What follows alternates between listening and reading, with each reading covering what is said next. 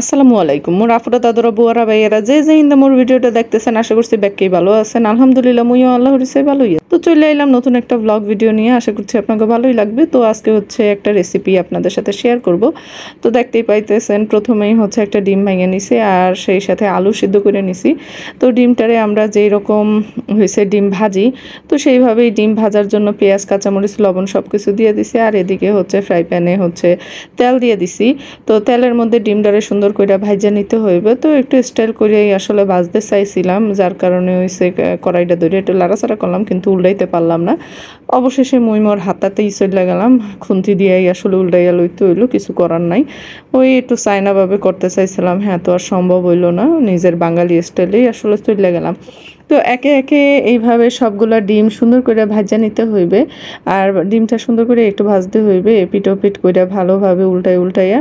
তো এরপরে এটার উঠায় নিলাম, ভাজা হয়ে গেছে। পরবর্তী ডিমে আবার চলে যাব। তো এই রেসিপিটা খুবই সহজ এবং খুবই খাইতে অসম্ভব মজা, ডিম আলুর ডালনা। আপনারা কে কীভাবে এটা খাইছেন কিনা অবশ্যই একটু কমেন্ট করে জানাইবেন, আপনাদের কাছে ভালো লাগে কিনা অবশ্যই একটু জানাইবেন। তো এটাকে ডালনা বলার কারণ হচ্ছে ডালের মতোই হয়, আলুটা দিয়ে আসলে ডালের মতো করে ঝোলের মতো হইবে। তো এই তো দ্বিতীয় ডিমটাও আসলে এইভাবে একইভাবে ফেটাইয়া তারপরে হচ্ছে ভাজা নিতে হইবে। আর এই জিনিসটা হচ্ছে মোর মাইয়ার খুবই পছন্দের একটা ডিশ।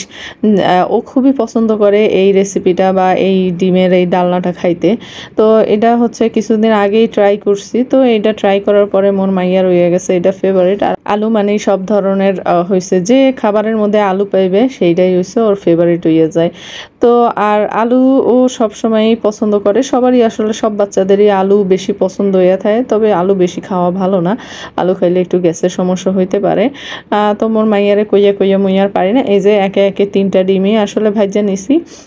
তো একটা ডিম 2 ভাগ করে নিছি। আর এদিকে এই যে সিদ্ধ করা যে আলুটা, এই আলুটা সুন্দরভাবে ছিলা নিছি এবং খুব ভালোভাবেই কিন্তু এটারে সিদ্ধ করে নিতে হইবে। আমি একটু সময় নিয়েই করছিলাম, যে যেই পরিমাণ দরকার সেই পরিমাণ আলু নেবেন। তো এরপরে এটারে সুন্দর করে হালকা হাতে হচ্ছে ম্যাশ করবেন, একদম চটকায়া নেবেন না, হালকা হাতে একটু আস্তে আস্তে থাকবে আর একটু মিহি হইবে। তো সব মিলাইয়া মোটামুটি একটু আস্ত একটু মিহি এরকম থাকবে। তো একে একে সবগুলা আলুই খুব সুন্দর করে ম্যাশ করে নিলাম হালকা হাতে। অবশ্যই এটা একটু আস্তে আস্তে করেন, বেশি হচ্ছে ম্যাশ করলে ভালো লাগবে না খাইতে। তো এরপরে হচ্ছে আর একটা কড়াই দিয়ে দিলাম চুলাতে, সেখানেও তেল দিয়ে দিলাম। আর ফোড়ন হিসেবে এখানে শুকনা মরিচ দিছি আর তার সাথে জিরা দিছি, গোটা জিরা।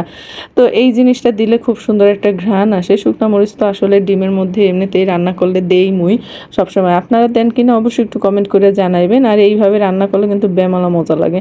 তো এরপরে হয়েছে পেঁয়াজ কুচি দিয়ে দিছি। আর এইখানে কোনো পেঁয়াজ বাটা টাটা দেই নাই, কারণ এমনিতেই এই জিনিসটা ঘন হয়ে যাবে, তো পেঁয়াজ বাটার কোনো প্রয়োজন নাই। একে একে হলুদের গুঁড়া, মরিচের গুঁড়া, জিরার গুঁড়া সব কিছু দিয়ে দিছি, লবণ দিয়ে দিই। ভালো করে মশলাটা কষায় নেবেন, মশলা যত ভালো কষাইবেন ততই কিন্তু খাইতে ভালো লাগবে। আর মশলা কষানো হয়ে গেলে তারপরে আলুটা দিয়ে দিবেন। এরপরে আলুটারে একটু ভাজা ভাজা করবেন, মশলার সঙ্গে মিশায় খুব সুন্দর করে ভাজা নেবেন। মশলার সঙ্গে আলু এমনভাবে মিশায় নেবেন যেন মশলাটা একদম সম্পূর্ণ আলুটা টাইনা নেয়, সেরকমভাবে মিশাইবেন, একদম ভাজা ভাজা করবেন। আর এরপরে হচ্ছে পরিমাণ মতো পানি দিয়ে দিবেন। তো আলুটা যেহেতু সেদ্ধ, তা পানি তো কিন্তু সেই পরিমাণ লাগবে না, তারপরও ওই যে আলু যেহেতু ঘন হয়ে যাইবে কতক্ষণ পরে, এর জন্য হচ্ছে একটু পানিটা মোটামুটি দেবেন, বুঝেই নিয়েন সেটা। এরপরে আস্তে আস্তে কইরা ফুটটা ওঠার পরে একে একে সবগুলা ডিম দিয়ে দিছি। আর এটার একটু জাল করব, জাল করার পরে দেখেন কি সুন্দর কালার হয়েছে, কি সুন্দর দেখতে হয়েছে। তো আজকের রেসিপিটা আপনাদের কেমন লাগলো অবশ্যই একটু কমেন্ট করে জানাবেন, ভালো লাগলে লাইক কমেন্ট করবেন। দেখা হবে অন্য ভিডিওতে। আল্লাহ হাফেজ।